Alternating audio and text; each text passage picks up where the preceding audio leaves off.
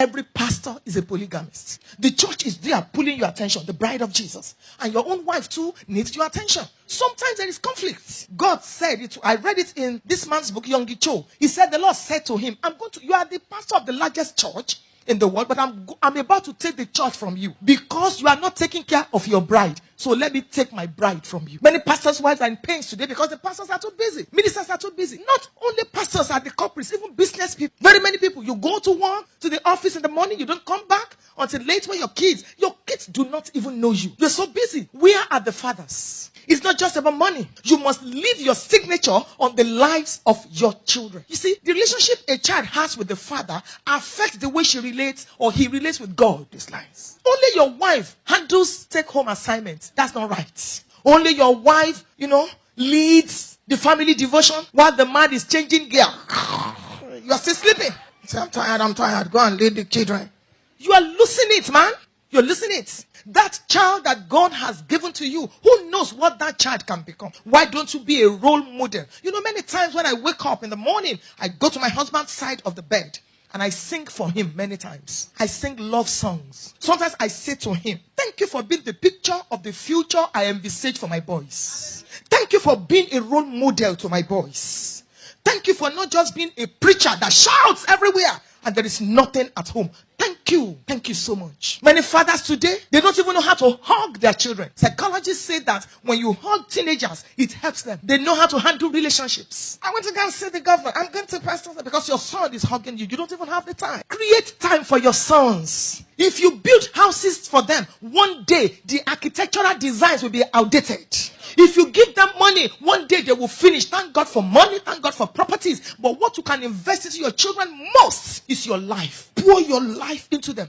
Encourage them. Fathers are for strength. Mothers are for comfort. You must make sure that you give strength to your children so that they can have a glorious future. Look at African leaders today. If they were raised by proper fathers, we won't have the problems and the challenges that we have. Where are the fathers? There are things you don't delegate in life. I'm a very happily married woman. Even the devil in his craziest state knows that I'm happily married. But as close as I am to my husband, there are things he can't do for me. I can't say, hello darling, I'm hungry. Can you go and eat for me? Life is so individualistic in nature that there are things you don't delegate. And as I speak to the fathers, I speak to the mothers too. Some of you, grandmas are the only ones helping you to shape the destinies of your children. Your mother lived her life. She's helping you to live your life. Shame on you. Grandmas are fantastic. I'm looking forward to when I will become a grandma. But excuse me, grandmas are to spoil the children. You are to train the children. Create time for your children. A child is like a plain sheet of paper. It is whatever you write on it that will be written.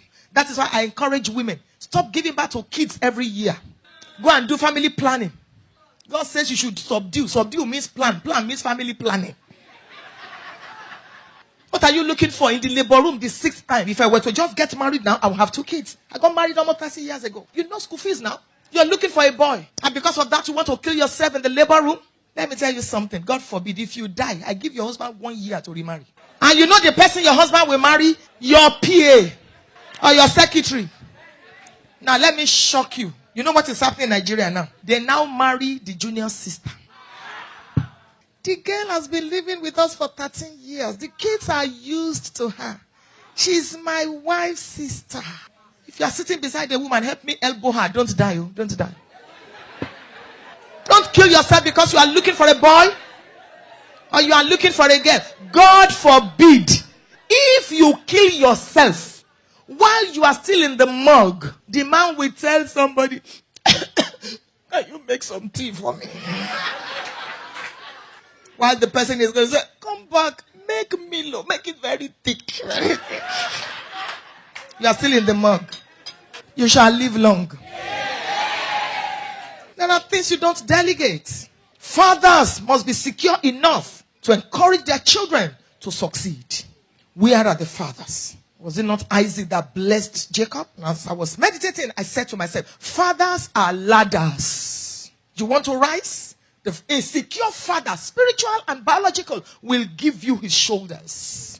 I said, right. Fathers create platforms for their children. Fathers stand by you until you succeed.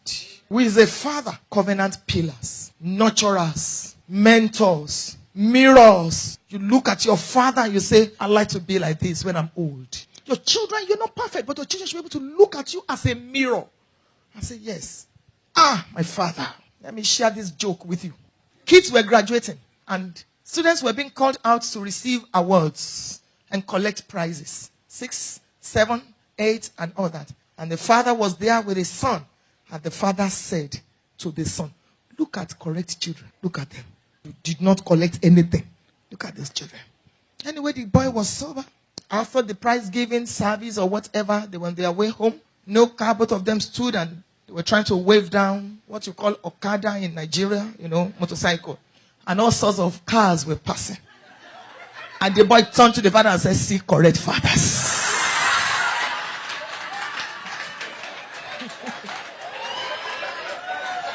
See correct fathers. Develop a relationship with your children from which that investment you will enjoy and pull out. From which life will pay you tribute when you are old. I have many fathers in Africa that are suffering, sinking, smelling in one dark room because when they should be taking care of their children, they were not there. Particularly polygamists.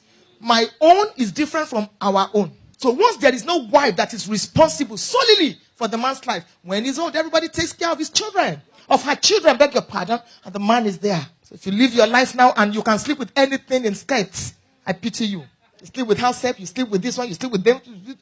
In the evening it will show. 3 women have children for you. Don't worry. I'm watching the time for you. You will soon be old. You keep cheating on your wife. Nobody can correct you. You say to your pastor, if you report me to pastor, I'll stop coming to church. You want to go to hell? Go ahead. You live your life anyhow. Some men are so irresponsible. You have 2 kids and then you just walk away as if nobody, what can anybody do? You have forgotten that the big boss is upstairs. He that created the eyes, he can see. You think that woman is helpless, she cannot do anything. So you leave her with 2 kids, you leave her with 3 children, and you move in with another woman and say, my wife is a witch. Why are you a Christian? Deliver her if she's a witch.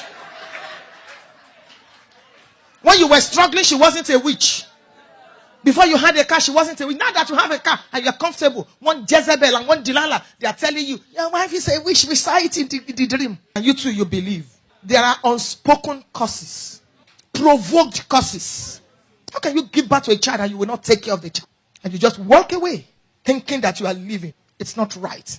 You get to a level in your life when nobody can tell you the truth because you have become so successful. Everybody fears you because your tithe is big. Your pastor wants to correct you, I tell people, when you say you are humble, excuse me, wait a minute. Before you tell me you are humble, wait. Don't tell me you are humble until certain things are in your life. E.g., power, position, wealth, and wealth. And when these things are there, you can still kneel down to greet the person you used to greet, kneeling down. Before those things came, then we can say you are really humble. What will a poor man be but be humble? Who is a father? Fathers help you to get to the next level. Your father is your coach. Your father watches you as you act the scripts of life. Fathers are providers. Fathers are strategic helpers. Fathers are prophets. Fathers are leaders. Fathers are spiritual coverings. Fathers are raised. To be a man is natural. A child, listen to the next statement I'm about to make. A child is a responsibility. A man carries responsibility. I tell young men, when I'm privileged to speak to them, if you still live in your father's house, you are not a candidate for marriage. If your mother still gives you money for bus pass, don't even date any girl. Because marriage is not for boys and girls. Marriage is for mature men and women. Marriage is wonderful. I'm in it. But it can be full of awesome responsibilities. Marriage. They say love is blind. I say love is blind, but marriage is the eye opener. So, when you want to get married, or you are looking for somebody to marry, close one eye in prayer, open the other one in watching. Look very well.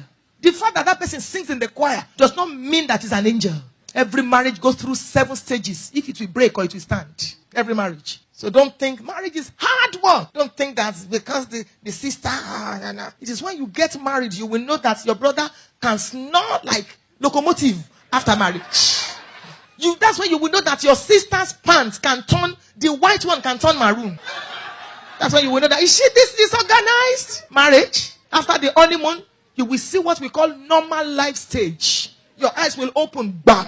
Yes. This is it. And you can't go out except you don't want to go to heaven.